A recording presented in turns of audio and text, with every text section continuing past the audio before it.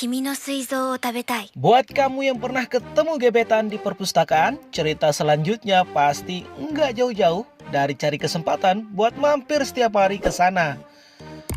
Kalau memang nggak suka baca buku pun, kamu pasti bakalan cari-cari alasan datang ke perpustakaan buat ketemu si dia. Terus, apa hubungannya perpustakaan dengan film yang nyebut-nyebut organ tubuh manusia dalam judulnya ini? Meski dari judulnya terdengar absurd dan mengerikan, film ini sama sekali nggak ngebahas soal anatomi tubuh manusia. Baik dalam konteks medis maupun horor loh. Ceritanya justru seputar seorang guru yang mau resign, tapi terpaksa bantuin ngurusin pindahan perpustakaan di sekolah tempat dia bekerja. Niatnya cuma mau bantuin, dia malah terjebak dalam nostalgia masa-masa SMA dulu di perpustakaan yang sama. Silakan teman-teman tebak-tebakan alur ceritanya cuma dari judul dan pengantar singkat di atas. Kalau memang sudah punya jawaban sendiri, yuk dengarkan cerita kami. Soalnya ada berbagai alasan kenapa Let Me Eat Your Pancreas jadi film yang wajib kamu tonton bro. 1. Ngangkat kisah lama memang paling juara. Bro, film ini menceritakan Pak Guru Haruki Shiga yang diperankan oleh tokoh kesayangan kamu, Sun Oguri, Genji. Kamu pasti ingat kan?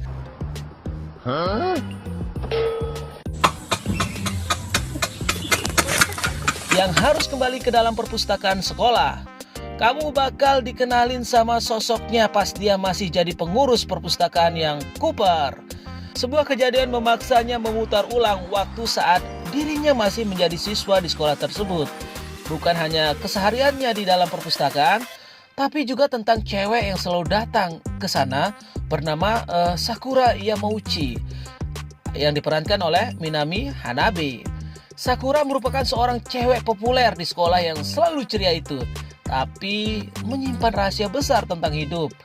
Karena nggak mau bikin khawatir teman-temannya, dia berusaha menyembunyikan penyakit pankreasnya yang cukup serius bro.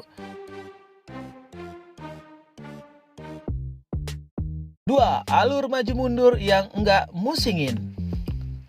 Alur cerita di film ini memang dibuat maju mundur bro. Beberapa kali kamu akan melihat Haruki kembali ke masa mudanya, lalu muncul lagi ke rutinitasnya beres-beresin perpustakaan. Meski begitu, kamu nggak perlu nonton terlalu serius karena alur kejadiannya dibuat dengan cukup teratur bro. Nggak ada bagian yang loncat dari cerita Haruki dewasa tentang Haruki remaja.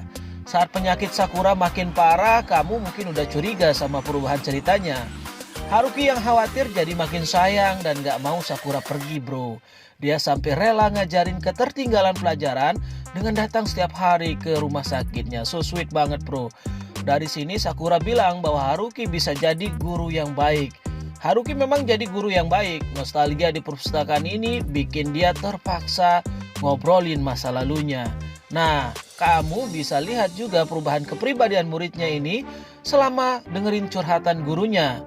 Jalan ceritanya tetap sederhana karena film ini memang nggak terlalu banyak konflik. 3. Tokoh utama dengan karakter kuat dan manis. Bro, sebagai tokoh cewek yang sakit keras, Sakura punya karakteristik positif yang bisa kamu rasakan bro. Apalagi setelah Sakura dibolehkan keluar dari rumah sakit dan janjian ketemu sama Haruki. Semangat hidupnya memang tersampaikan lewat karakter ceria Sakura di film ini.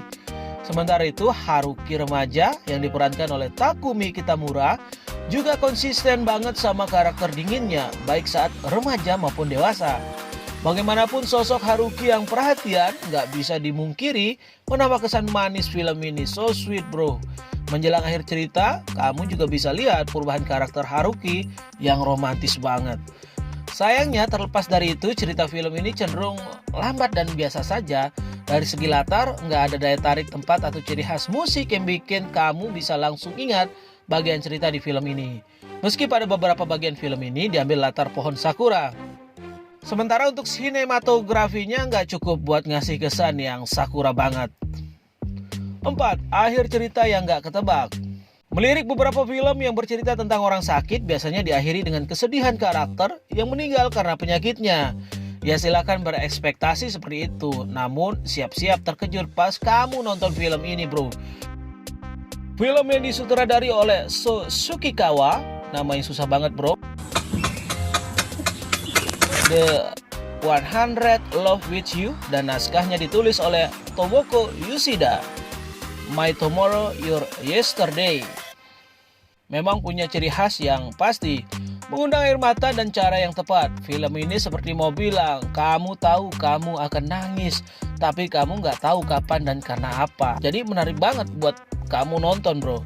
Rasa sayang Haruki nggak pernah sempat tersampaikan secara langsung. Ternyata rasa sayangnya cuma bisa disampaikan dengan memenuhi permintaan-permintaan yang belum sempat diwujudkan bareng-bareng. Mulai dari profesinya sebagai seorang guru sampai memecahkan teka-teki yang baru ditemuin waktu beres-beres perpustakaan. Nah bro, ternyata Sakura ninggalin surat di perpustakaan untuk sahabatnya Kyoko. Lucunya teka-teki ini lama banget ketebaknya. Dulu Haruki sempat bersikeras menolak waktu dipaksa Sakura bertemu dengan Kyoko. Akhirnya pada suatu pertemuan Haruki dan Kyoko berteman juga. Bro, film ini sebenarnya sudah dirilis pada Juli 2017 silam. Dua pemerannya, Minami Hanabe dan Takumi Kitamura, mengantongi banyak penghargaan karena film ini. Buat kamu yang penasaran nonton filmnya, segera buruan cari deh film ini. Selain film Let Me Eat Your Pancreas, kamu juga bisa lagi menyaksikan beberapa film berkualitas Negeri Sakura yang tentunya bisa kamu dapatkan di Tawakur Semesta Movie ini bro. Nanti kita review semua.